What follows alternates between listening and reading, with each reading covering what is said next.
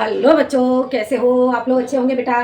बेटा आज मैं आपके लिए लेकर के आई हूँ यूपी बोर्ड 10th क्लास के लिए केदारनाथ सिंह जी का चैप्टर है आपका नदी। ठीक है बेटा, तो जान लेते हैं हम केदारनाथ सिंह जी का चैप्टर नदी के अभ्यास प्रश्न। संपूर्ण व्याख्या बेटा मैं आपको पहले ही बता चुकी हूँ और आज हम जानेंगे इसके अभ्यास प्रश्न। ठीक है बेटा, तो जानते हैं हम केदारनाथ सिंह केदारनाथ सिंह केदारनाथ सिंह जी का चैप्टर है आपका नदी। ठीक है, तो हम जानेंगे बेटा आज नदी के अभ्यास प्रश्न।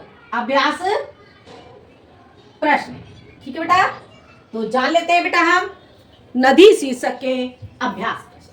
ठीक है, देखते हैं बेटा हम इसमें दिए गए पद्यांशों पर आधारित प्रश्नों के उत्तर दीजिए। ठीक है, पहले हमें पद्यांश पढ़ना होगा और उसके बाद हमें उसके प्रश्नों के उत्तर देने होंगे। तो पद्यांश देख लेते हैं। हमारा पद्यांश क्या कहता है? अगर धीरे चलो वह तुम्हें छू लेगी, अगर धीरे चलो तो वह तुम्हें छू लेगी, दौड़ो तो छूट जाएगी नदी, अगर ले लो साथ वह चलती चली जाएगी, अगर ले लो साथ वह चलती चली जाएगी, कहीं भी यहाँ तक कि कबाड़ी की दुकान तक भी। ठीक है बेटा, तो ये आपका हो जाता है पहला पद्यांश। हमें क्या करना होगा? हमें पहले पद्यांश के अभ्यास प्रश्न करने हैं। ठीक है, तो देखते हैं पहला क्वेश्चन हमारा हो जाता है प्रस्तुत पद्यांश का संदर्भ लिखिए। ठीक है, तो पहले देखते हैं अगर से लेकर के तक भी। पहला हो जाएगा आपका अगर से लेकर के हमारा हो जाएगा तक भी। ठीक है बेटा, अब इसका पहला क्वेश्चन है आपका आ खंड आपका हो जाएगा बेटा। आ खंड है आपका प्रस्तुत पद्यांश का संदर्भ लिखिए। तो इसे हम लिखेंगे बेटा प्रस्तुत पद्यांश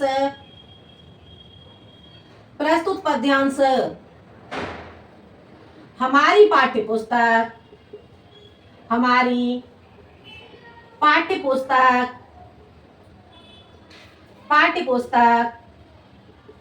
हिंदी के काव्य खंड के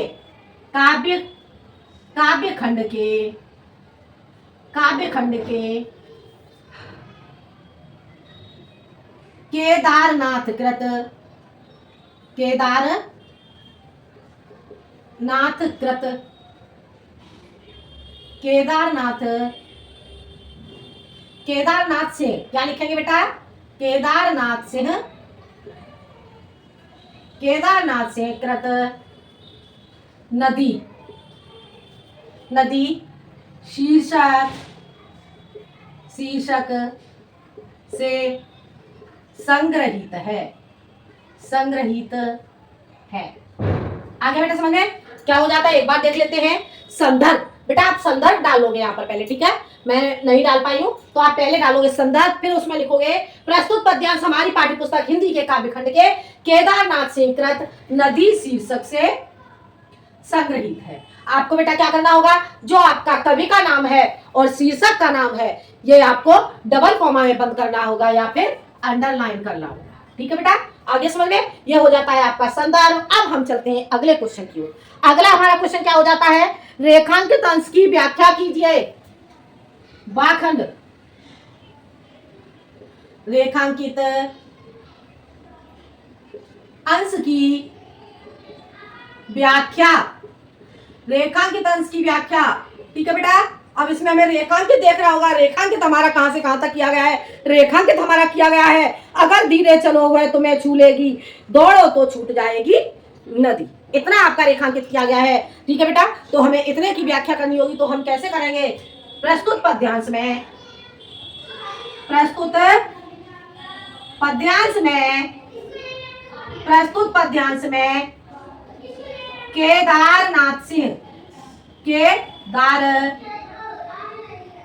केदारनाथ सिंह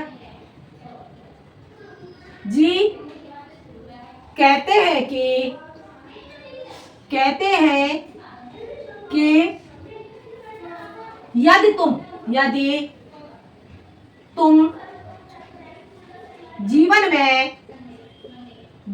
में शांत सहज और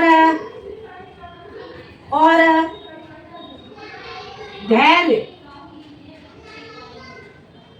से चलोगे, से चलोगे तो नदी तुम्हारे पास होगी, तुम्हारे पास होगी, होगी। यदि तुम, यदि तुम, यदि तुम उसे महसूस करोगे, महसूस करोगे, महसूस करोगे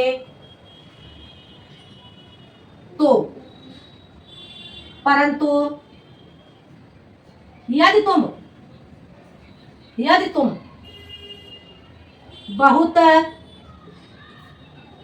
जल्दबाजी, जल्दबाजी, बहुत जल्दबाजी में,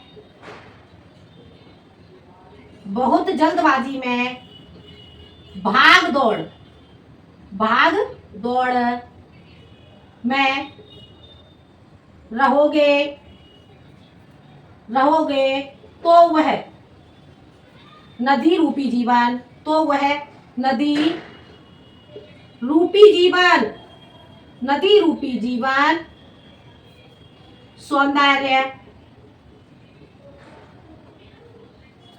तुमसे छूट जाएगा, छूट जाएगा।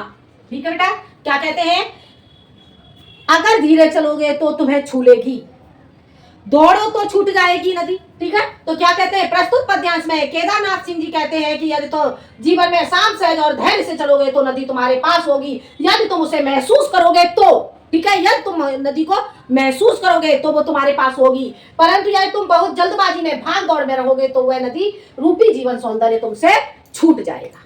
आगे समझ में बेटा, ये आपका हो जाता है रेखांकित पद्यांश। ठीक है, अब हम चलते हैं अगला क्वेश्चन हमारा साखंड। ठीक है, तो हम देखेंगे अब अगला क्वेश्चन, जान लेते हैं बेटा हम अगला क्वेश्चन, बेटा हम जानेंगे, देखते हैं बेटा हम अगला क्वेश्चन।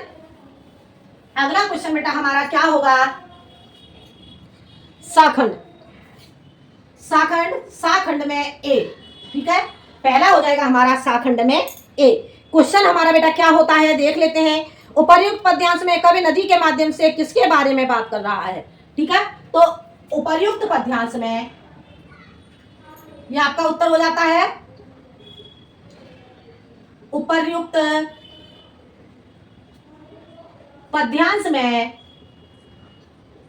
पद्यांश में कवि, कवि नदी के माध्यम से, नदी के माध्यम से, नदी के माध्यम से क्या कर रहा है, उपर्युक्त पद्यांश में कवि नदी के माध्यम से किसके बारे में बात कर रहा है, तो नदी के माध्यम से, कवि नदी के माध्यम से जीवन सौंदर्य, जीवन सौंदर्य व संस्कृति के बारे में बात कर रहा है। आगे समझे, उपर्युक्त पद्यांश में कवि नदी के माध्यम से जीवन सौंदर्य व संस्कृति के बारे में बात कर रहा है। आगे समझे, यह क्वेश्चन आपको समझ में आ गया होगा। अब चलते हैं हम अगले क्वेश्चन की ओर। उपर्युक्त पद्यांश में नदी किसका प्रतीक है। ठीक है, बी, उपर्युक्त पद्यांश में नदी संवेदना, संवेदना व संस्कृति, संस्कृति का प्रतीक है, प्रतीक है। आगे समझ में, उपर्युक्त पद्यांश में नदी संवेदना व संस्कृति का प्रतीक है। ठीक है बेटा, समझ आ गया, यह क्वेश्चन आपको समझ में आ गया होगा। अब चलते हैं बेटा हम अगले पदखंड की ओर। ठीक है, अगला पदखंड है हमारा, हम जान लेते हैं बेटा सेकंड पदखंड। सेकंड पदखंड हमारा जानते हैं बेटा हम सेकंड। इसमें बेटा क्या कहा गया है, एक बार देख देते हैं। छोड़ दो तो वही अंधेरे में करोड़ों तारों की आंखें बचाकर, वह चुपके से रच लेगी एक समूची दुनिया एक छोटे से घोंगे में। यह आपका पद्यांश हो जाता है। अब आपको क्या करना है, इसके अभ्यास प्रश्न देखना है। तो छोड़ दो से लेकर के घोंगे में, ठीक है, छोड़ दो से लेकर के ये आपका हो जाएगा घोंगे में, ठीक है बेटा, ये हो जाता है आपका। अब आपको क्या करना होगा, इसके अभ्यास प्रश्न देखने होंगे। तो पहला क्वेश्चन आपका हो जाता है उपर्युक्त पद्यांश का संदर्भ लिखिए। ये क्वेश्चन मैं आपको समझा चुकी हूँ। अगला क्वेश्चन है रेखांकित अंश की व्याख्या कीजिए। रेखांकित पद्यांश का आशय स्पष्ट कीजिए, ठीक है। तो हमें क्या करना है, रेखांकित अंश का अर्थ का आशय, ठीक है। रेखांकित पद्यांश का आशय ब रेखांकित पद्यांश का आशय, ठीक है बेटा। और बाकी का बेटा जो संदर्भ है, संदर्भ आप लोग कर ही लेंगे। जो पहला क्वेश्चन है आखंड, वो मैं आपको समझा चुकी हूँ, ठीक है।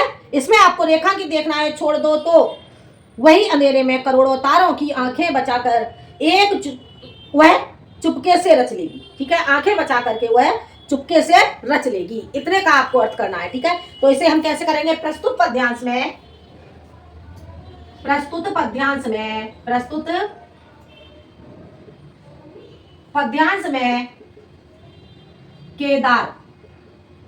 केदारनाथ जी कहते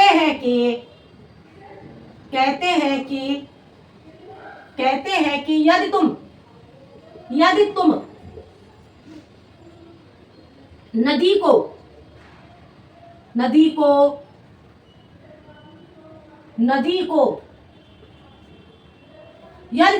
को देखोगे, यदि तुम नदी को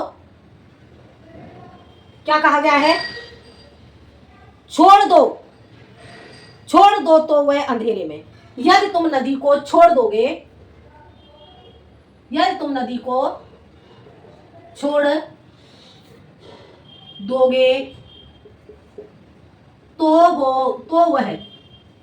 तो वह चुपचाप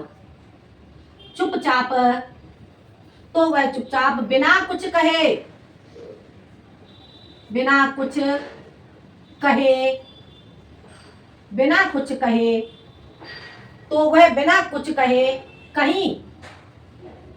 कहीं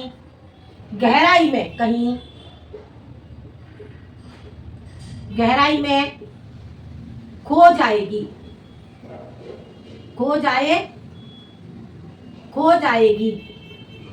वह फिर भी मौजूद रहेगी।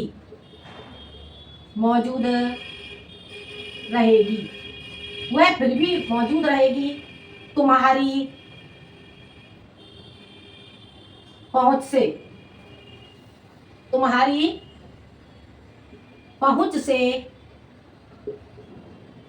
दूर, ठीक है, पहुंच से दूर। जैसे अंधेरे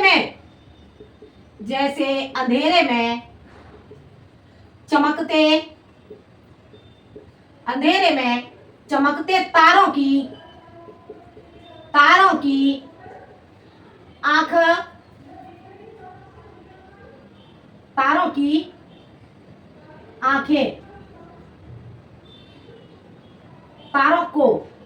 आंखें देख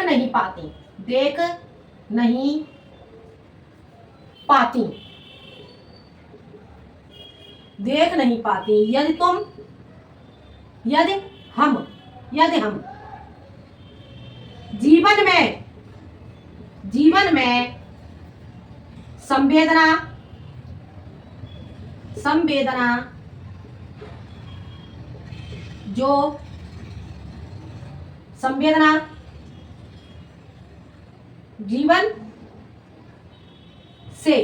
जीवन से संवेदना जो देखे तो संवेदना से जो देखे तो दुनिया दुनिया हमें हमें सब कुछ रहते सब कुछ रहते सब कुछ रहते हुए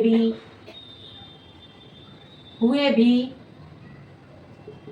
हम खाली खाली हो जाते हैं।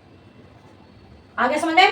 प्रस्तुत पद्यांश में केदारनाथ जी कहते हैं कि यदि तुम जीवन को छोड़ दोगे तो वह यदि तुम नदी को छोड़ दोगे तो वह चुपचाप बिना कुछ कहे कहीं गहराई में खो जाएगी, फिर भी मौजूद रहेगी तुम्हारी पहुंच से दूर। जैसे अंधेरे में चमकते तारों को आंखें देख नहीं पाती, यदि हम जीवन में संवेदना से जो देखेंगे तो दुनिया में हम सब कुछ रहते हुए भी हम खाली हो जाते हैं। ठीक है, कहीं कहीं ऐसा होता है कि अंधेरे में तारे दूर से चमकने चाहिए, फिर भी हम कहीं कहीं अंधेरे में तारे नहीं देख पाते हैं। आगे बेटा समझ में। तो ये हो जाता है आपका रेखांकित पद्यांश का आशय। अगला क्वेश्चन है, आंख के दो पर्यायवाची लिखिए। आंख के दो पर्यायवाची लिखिए। ठीक है, तो बा सा क्वेश्चन हो जाता है, आंख के दो पर्यायवाची लिखिए।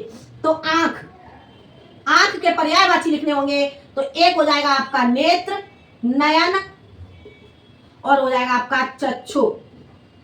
ठीक है बेटा, ये हो जाते हैं आपके आंख के पर्यायवाची। ये आपको समझ में आ गया होगा बेटा। अब हम चलते हैं बेटा अगले पदखंड की ओर। ये पदखंड आपको बेटा समझ आ गया होगा।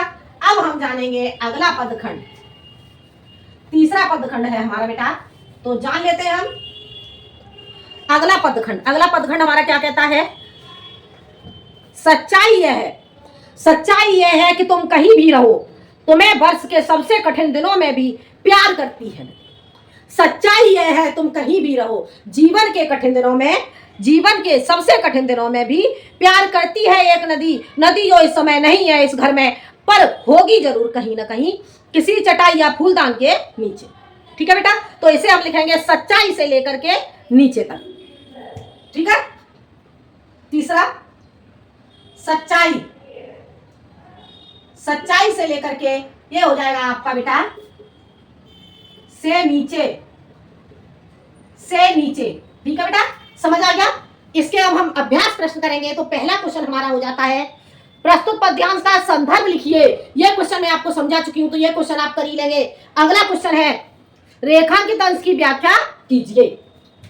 वाखंड रेखांकित अंश की व्याख्या रेखांकित अंश की व्याख्या करनी होगी बेटा। तो इसमें रेखांकित हमारा कहां से कहां तक किया गया है? सच्चाई यह है कि तुम कहीं भी रहो, तुम्हें वर्ष के सबसे कठिन दिनों में भी प्यार करती है एक नदी। ठीक है, ये आपका रेखांकित अंश हो जाता है। और हम इसकी व्याख्या किस तरह से लिखेंगे तो जान लेते हैं। प्रस्तुत पद्यांश में जान लेते हैं बेटा हम इसे। प्रस्तुत पद्यांश में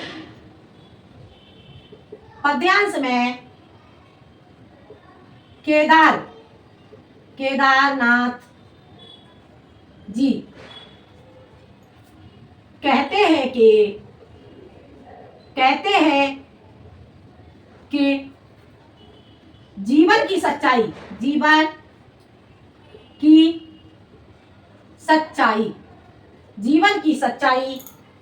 यह है कि तुम जहां भी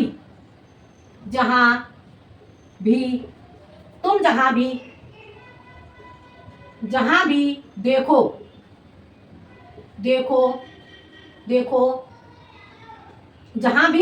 तुम जहां भी रहो। सच्चाई है कि तुम कहीं भी रहो, तुम जहां भी रहो।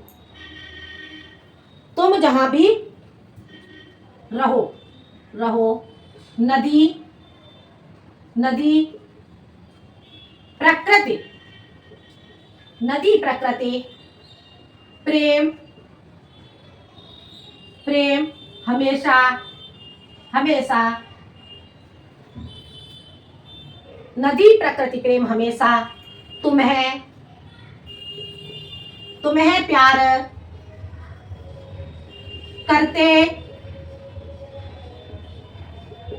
रहेंगे। ठीक है बेटा, आगे समझ में? तुम्हें प्यार करते रहेंगे यहां तक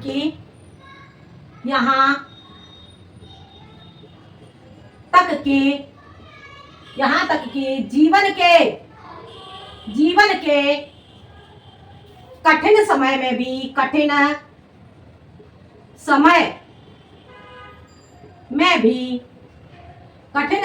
भी यह सदैव साथ रहेंगे। आगे बेटा समझ में देख लेते हैं। प्रस्तुत पद्यांश में केदारनाथ जी कहते हैं कि जीवन की सच्चाई यह है कि तुम जहां भी रहो, नदी प्रकृति प्रेम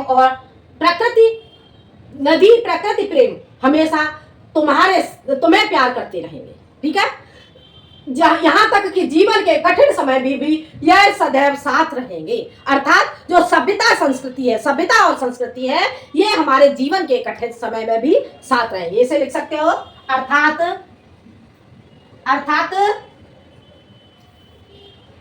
सभ्यता और संस्कृति हमारे कठिन समय में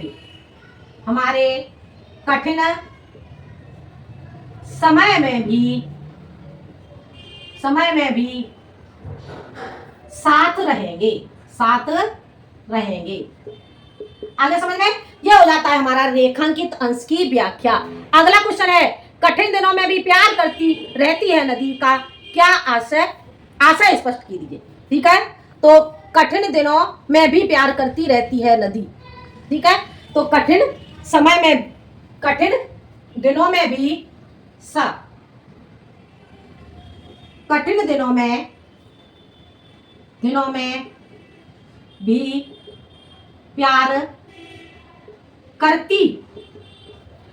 दिनों में भी प्यार करती है नदी। कठिन दिनों में भी प्यार करती है नदी। ठीक है बेटा, नदी का आशय स्पष्ट कीजिए। का आशय यह है कि नदी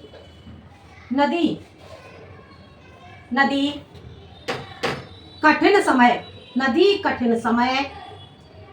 व परिस्थितियों में भी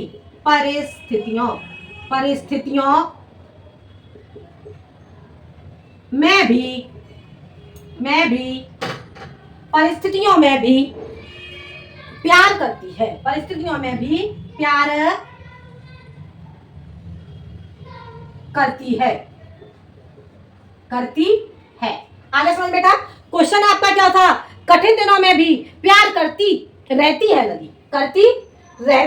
रहती और आएगा बेटा यहाँ पे। ठीक है, रहती है नदी। ठीक है, का आशय यह है कि नदी कठिन समय में परिस्थितियों में भी प्यार करती है। आगे समझ में? अब हम जानते हैं अगला क्वेश्चन क्या है।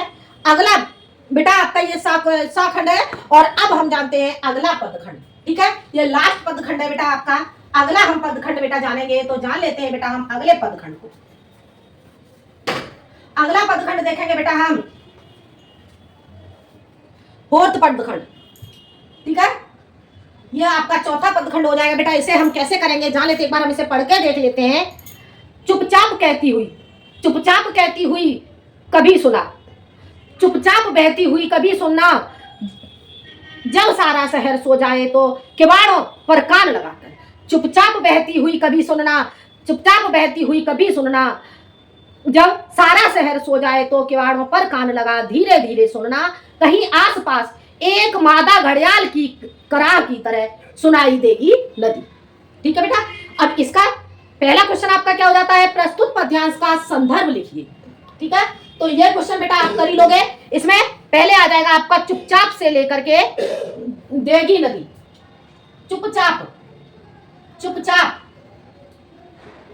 चुपचाप से लेकर के आपका हो जाएगा देगी नदी।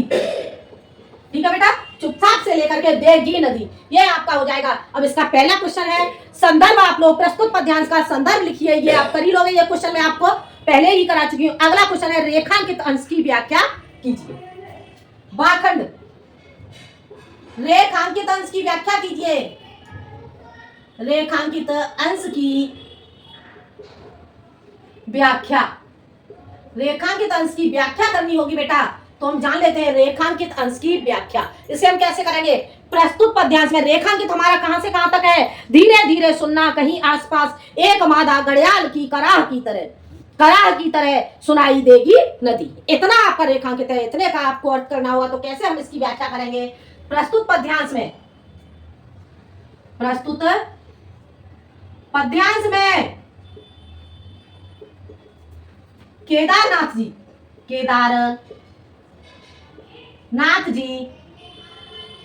कहते हैं कि जब सब शांत होकर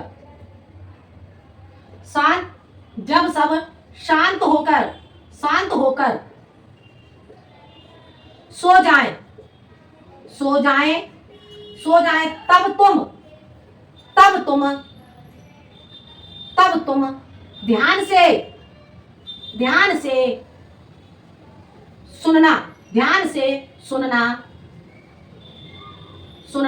ध्यान से सुनना नदी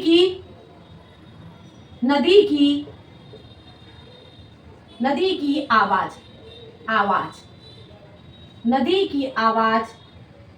एक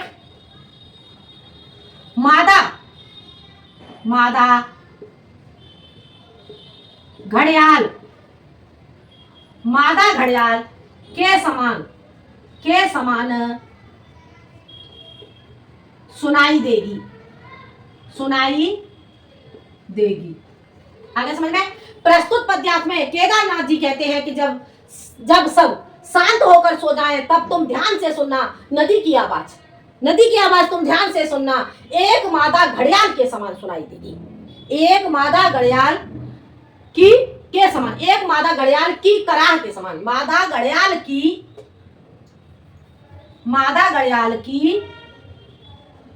कराह के समान सुनाई देगी। आगे बेटा समझ में? तो यह हो जाता है आपका रेखांकित अंश की व्याख्या। ठीक है, अगला क्वेश्चन है हमारा उपर्युक्त पद्यांश का काव्यगत सौंदर्य लिखिए। ठीक है, उपर्युक्त पद्यांश का काव्यगत सौंदर्य लिखना होगा। तो इसमें बेटा आपको क्या करना होगा, तो जान लेते हैं। काव्यगत सौंदर्य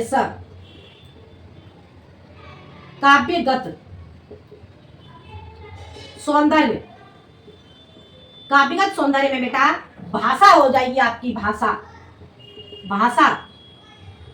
हो जाएगी आपकी सरल खड़ी बोली। ठीक है बेटा, और रस हो जाएगा आपका शांत।